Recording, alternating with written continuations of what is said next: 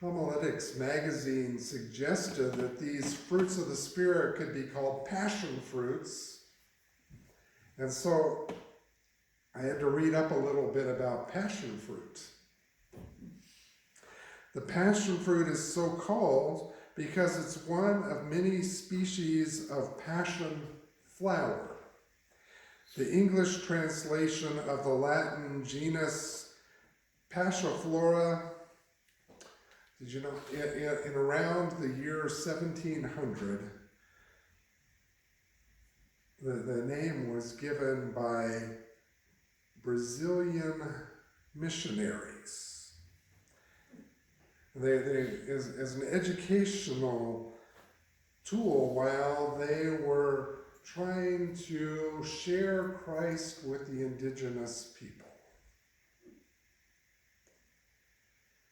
Its name was For das Cinco Chagas, or Flower of the Five Wounds, to illustrate the crucifixion of Christ, with the plant's components being named as an emblem of the passion of Jesus Christ. Well, the Apostle Paul wrote about a different passion fruit, the fruit of the Spirit. Well, this fruit didn't have the physical marks of the passion of Jesus. This passion fruit was from the empowerment that comes from the Holy Spirit. Big stuff. That's what Elijah wanted a double portion of.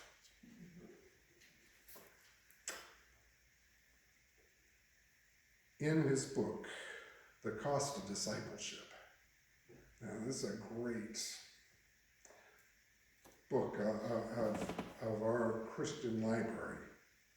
Dietrich Bonhoeffer wrote, "Fruit is always the miraculous, the created. It is never the result of willing, but always a growth. The fruit of the Spirit is a gift of God, and only God can produce it. They who bear it know as little about it as a tree does of the fruit it bears. They only know the power of him on whom their life depends. There is no room for boasting here, but only for an ever more intimate union with God. The saints are unconscious of the fruit they bear." Some good thoughts to get us started. You know, many preachers, this is a big list, right? And you want to do something to organize it, and so they've come up with ways of clumping the fruits of the Spirit together. And one way is to say that there's a group that deals with our relationship with God, love, joy, and peace. And there's a group that speak of our connection with others, patience, goodness, and kindness. And then there's a third group that addresses issues in our own character, faithfulness, gentleness, and self-control. Others disagree and they say, well, no, the first triad is about self, and the second about others, and the third about God. And, you know, you get to think, really? These are totally and completely artificial categories. There's nothing about that in the text or the words. And without a doubt, you know, when Paul was scribbling this note out to the Galatians, to these young Christians who were unlikely to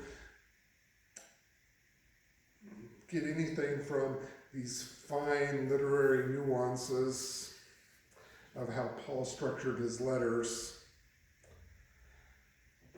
So, groups, not so much. Maybe it's just boring. There's no need to compartmentalize these attributes of the Christian life. Instead, you got to take it one at a time and go through the whole list. And don't worry, I'm not going to do a whole bunch on each one, but I want to touch on each of the fruits so that we might consider how we can express God's love to others this week. So, the fruit of joy, in which you brighten the room with your cheerful attitude, you make others glad just to be around you, and your attitude gives hope to others. Your life is full of words of encouragement, of positive and forward-looking thinking. Well, consider two dictionary definitions. So if you look up joy, it says the emotion of great delight or happiness caused by something exceptionally good or satisfying, keen pleasure, elation. And I'll contrast that, if you look up happiness, that definition reads, a state of well-being and contentment. So joy is an attribute of Christian living that, well, it can't be sustained. And we shouldn't try. Happiness, yes. Joy, no, not so much. Joy is that spike, the rush, the sudden flood of ecstasy, the jumping and squealing with delight that is so keen that it's almost painful.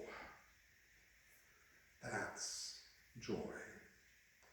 And Christian joy differs from other kinds of joy in that a Christian can experience happiness spikes for so many reasons. How about when somebody repents and comes to Christ? Or an alcoholic that is celebrating another year of sobriety.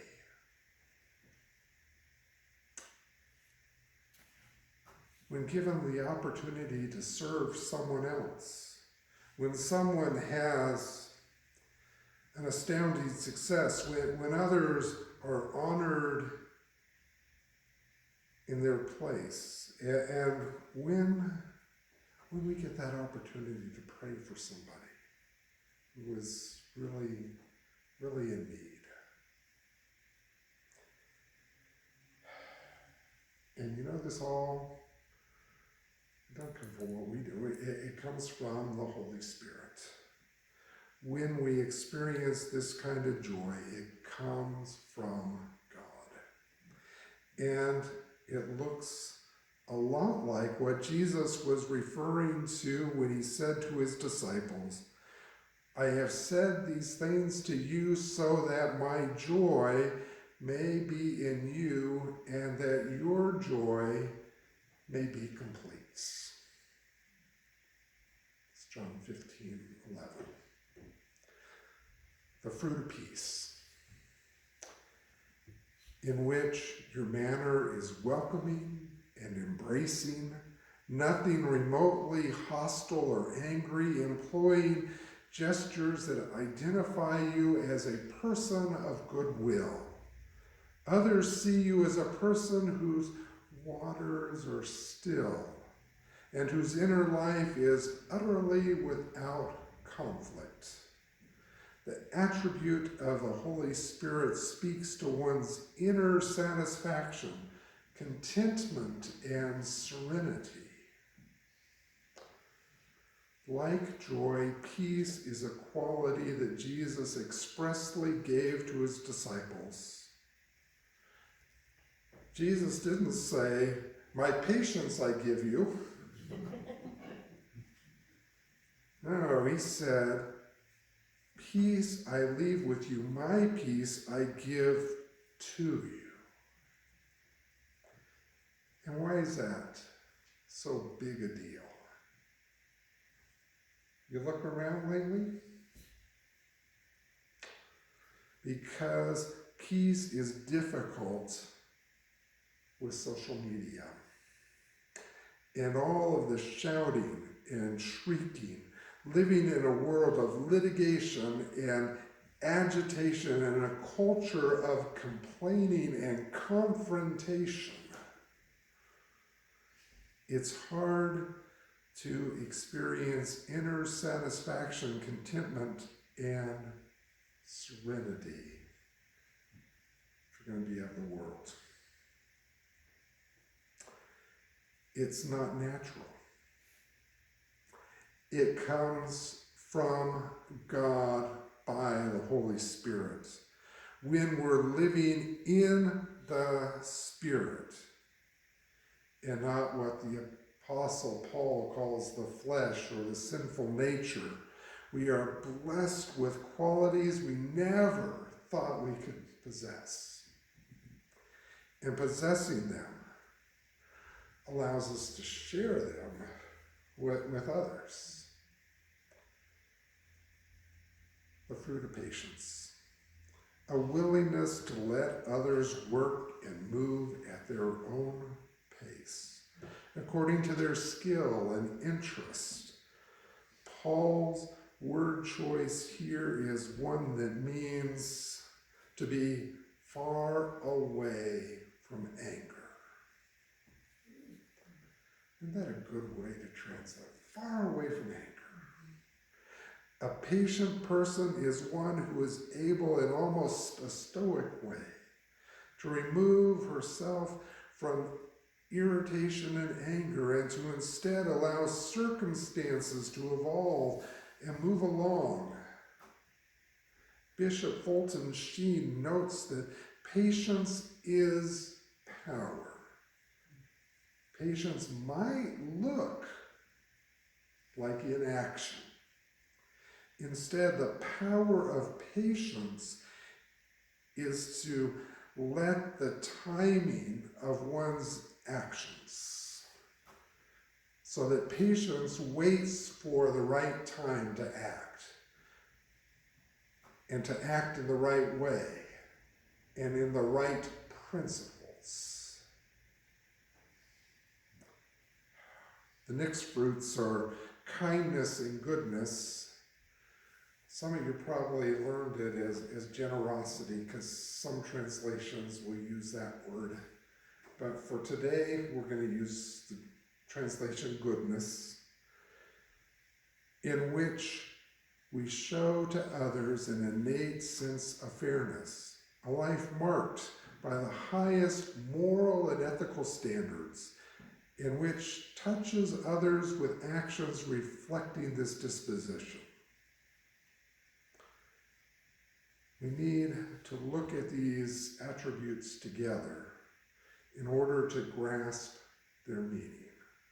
The nuance that Paul might have been going for with this idea is the idea of that intrinsic or essential aspect of a person's goodness. A goodness that is innate. A person with goodness, we might say, oh, they're the salt of the earth kind of person. She's a person without a mean bone in her body. A person who's just pure goodness through and through.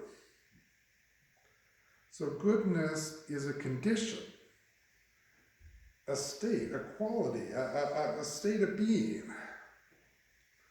Kindness is the arms and the legs of goodness. Kindness is goodness actualized. Put in motion, in action. So, a good person without kindness is sanctimonious. A self-righteous prig, the person who's all talk and no walk. And a kind person without goodness is a poser. Just going through the motions because they want to look good. Like a politician kissing babies. You can't just be kind in your heart. You have to show kindness to someone. Kindness and goodness. They both come from the Holy Spirit. The fruit of faithfulness. The gesture that indicates you love and you commit with no questions asked, and that others can depend upon you to do the right thing. A faithful person is full of faith. That is, she is absolutely brimming with confidence in the faithfulness of God. He's like Abraham, who, according to Paul in the letter to Romans, is hoping against hope. He believed. He did not weaken in faith.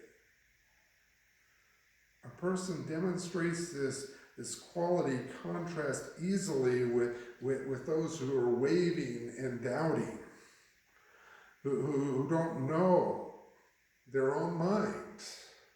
The doubtful person lives with hesitation and fear, wondering what will happen next, just waiting for that other shoe to drop. Our faithfulness is a virtue that blesses others. When you are faithful, when we are faithful, others learn that they can lean on, depend on us. To have a faithful friend. Oh, isn't that the rarest or most treasured blessing? And the good news is we could be that person.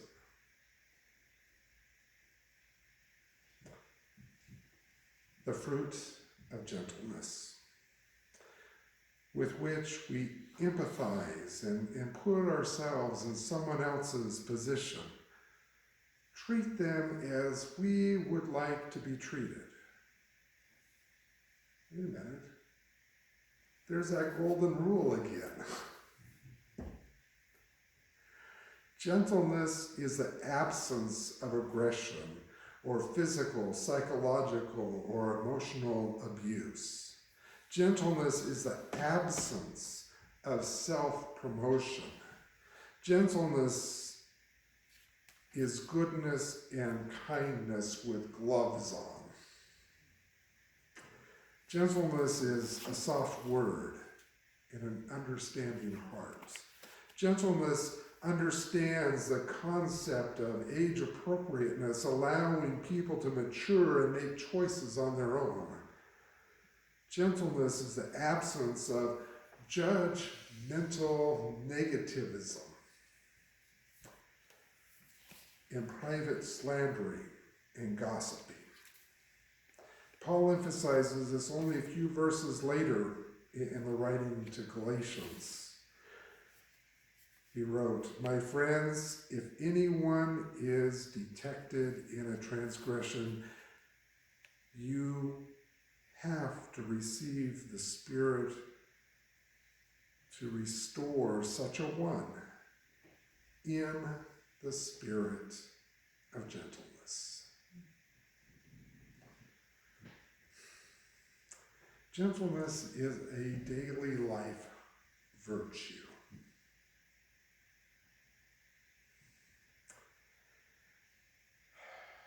It should be just as common as the other qualities essential to maintaining good relationships. Gentleness also reflects the character of Jesus. You know, we can't really be Christ-like and not be gentle. Jesus said, "Come to me, all you that are weary and carrying heavy burdens, and I will give you rest. Take my yoke upon you and learn from me." Don't we like that verse? You know what comes next? It says, "For I am gentle and humble in heart, and you will find rest for your souls." The fruit of self-control, with which one offers restraint and self-discipline. In doing so, identifies as a person who is dependable and trustworthy.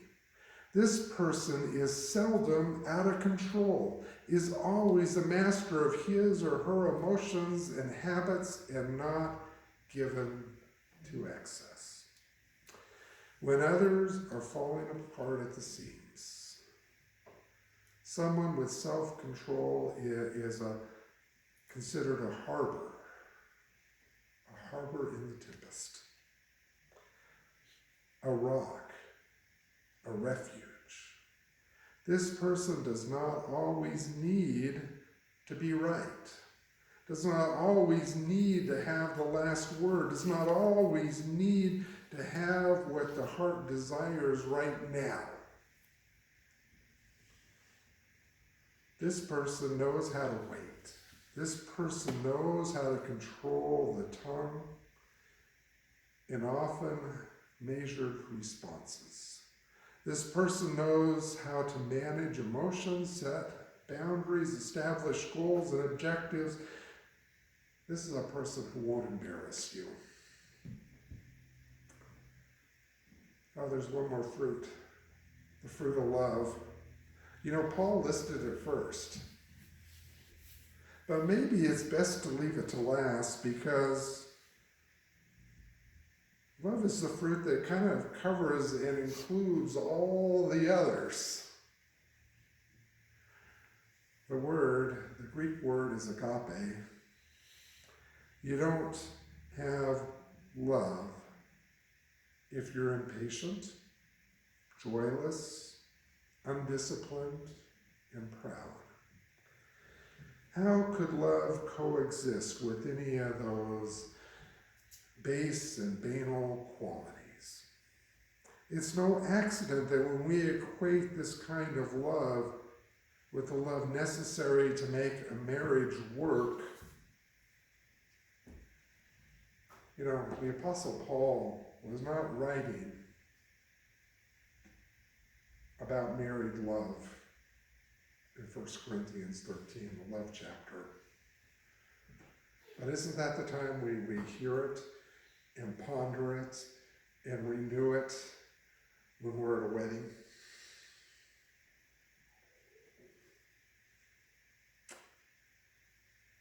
But it's because of precisely that we intuitively know that agape love is the crowning virtue of all, as Paul himself wrote. And now, faith, hope, and love abide, these three, and the greatest of these is love. Really, you know, love is all-encompassing. If we were to do a math equation, we might take all the other eight fruits and say plus and plus and plus, and then it says equals love.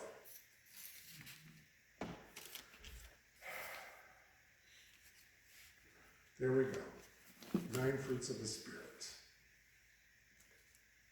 So what are you passionate about? What do you love? Oh yeah, I hope you say it's Jesus. If what you love is Jesus, if that's what you're passionate about, your love will grow. Passion fruit. Passion fruit of the Spirit. Love, joy, patience, kindness, goodness, faithfulness, gentleness, and self-control.